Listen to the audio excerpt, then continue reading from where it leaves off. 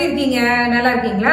இன்றைக்கு நம்ம பார்க்க போகிற வசனம் லூக்கா 12ஆம் அதிகாரம் 1வது வசனத்தின் கடைசி பகுதியை பார்க்கலாம். முதலாவது, தம்முடைய சீஷரை நோக்கி, நீங்கள் மாயமாகிய பரிசேயருடைய புளித்த மாவை குறித்து எச்சரிக்கையாய் இருங்கள் என்று இயேசுவானவர் சொல்லுகிறதை நம்ம பார்க்கலாம். இதே பகுதியை நீங்க மற்ற சுவிசேஷங்களிலும் பார்க்கலாம். மார்க் 8:15, மத்தேயு 18:6 வசனம், 11 வசனம், 12 வசனத்துல இந்த புளித்த மாவை குறித்து போடப்பட்டிருக்கிறது. பரிசேயருடைய புளித்த மா. இந்த பரிசேயருடைய புளித்த மாவை ஆண்டவர் எப்படி ஒப்புமைப்படுத்துகிறார்னா, இந்த புளித்த மா என்பது தீமைக்கு அடையாளமாய் இங்கு சொல்லப்பட்டிருக்கிறது.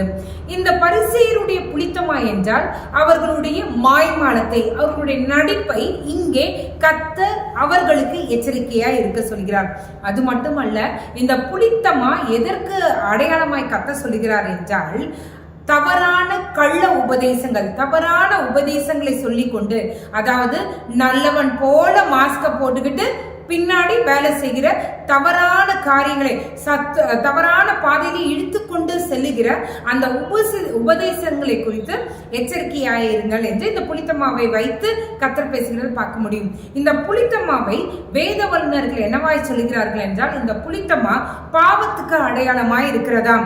1 கொரிந்தியர் 5:1-5 வசனங்களை நீங்க படித்து பார்த்தீங்கன்னா உங்களுக்கு தெரியும்.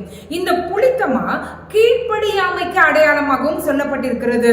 கலாத்தியர் 5ஆம் அதிகாரத்துல 7ஆம் வசனத்திலிருந்து 10ஆம் வசனம் வரைக்கும் சொல்லப்பட்டிருக்கிறது.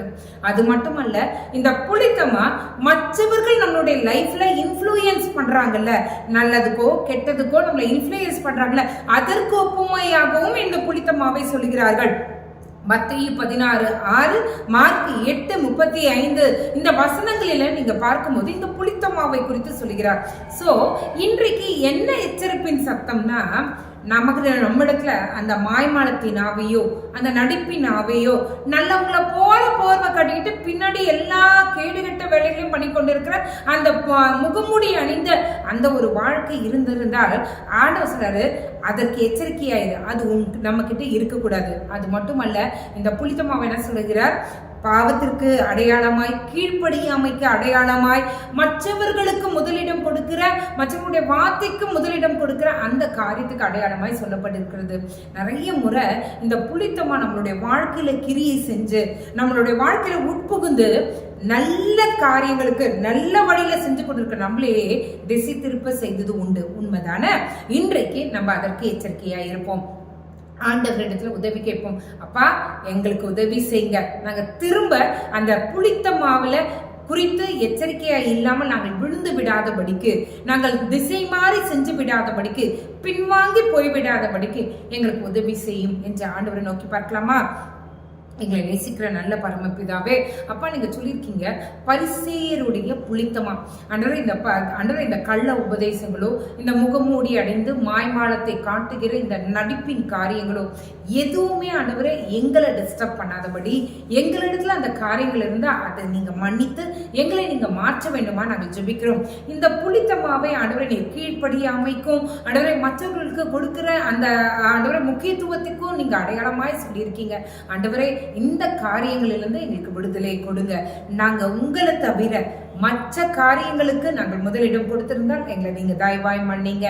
எந்தெந்த வார்த்தைகளுக்கு நாங்கள் கீழ்ப்படியாமல் இருந்திருந்தோமோ தயவாய் மன்னித்து, இந்த நேரத்துல ஆண்டவரே அந்த வார்த்தைகளை அசை போட்டு அதன்படி நடக்க ஆவியானவர் நீர் எங்களுக்கு உதவி செய்யுங்க. ஆண்டவரே, இந்த புளித்தமா எங்களுடைய வாழ்க்கை திசை திருப்பி இருந்ததே ஆனால், பாவத்துக்கு நேரம் எங்களை கொண்டிருந்ததே ஆனால், தயவாய் எங்களை மன்னித்து இந்த இரவு எங்களுடைய இருதயத்தை நீங்க மாற்றுங்க. ஆண்டவரே, நீர் விரும்புகிற அந்த ஒரு வாழ்க்கைக்கு ஆண்டவரே நாங்கள் வாழ கிருபை செய்யுங்க. ஆண்டவரே, இனி வரக்கூடிய நாட்களில இந்த பரிசேயருடைய புளித்தமா எங்களுடைய வாழ்க்கையில இடம் பெற்று எங்களை மாற்றாதபடிக்கு நாங்கள் ஜாக்கிரதையா எங்களுடைய வாழ்க்கையை நடத்த ஆவியானவரே உதவி செய்யுங்கப்பா. இந்த நாளை எங்களுக்கு ஆசீர்வாதமாய் நீர் ஆண்டவரே முடிக்க கிருபை செய்றீங்களே, அதுக்காக உமக்கு நன்றி. யார் யார் வியாதியின் படுக்கையில இருக்காங்களோ, யார் யார் ஆண்டவரே மற்றவர்களுடைய நடிப்பை பார்த்து ஏமாந்து தன்னுடைய வாழ்க்கையை துளைத்து உட்கார்ந்து இருக்கிறார்களோ, ஆண்டவரே ஒவ்வொருவரையும் நினைக்கிறேன் ஆண்டவரே. நீர் கருணை காட்டுங்க, அவங்களுடைய வாழ்க்கையை நீங்க மாற்றுங்க. இந்த நாள் எங்களுக்கு ஆசீர்வதிக்கப்பட்ட நாளா இருக்க எங்களுக்கு உதவி செய்யுங்க. நீரே காத்துக்கொள்ளும் வழி நடத்தும். இயேசுவின் மூலம் ஜெபம் கேளும் நல்ல பரமபிதாவே. ஆமென், ஆமென், ஆமென். God bless you.